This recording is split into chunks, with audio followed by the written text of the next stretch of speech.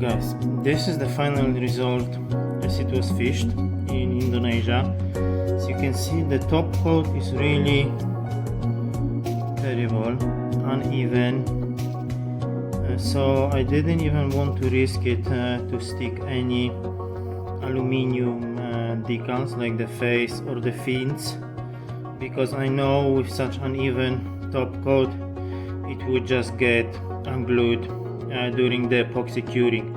So I did test two different new epoxies since I ran out already of my old trusted ones, and they both splitting. They're making the fisheye and even waiting until they are already in gel consistency and trying to spread it around, that is not helping as well.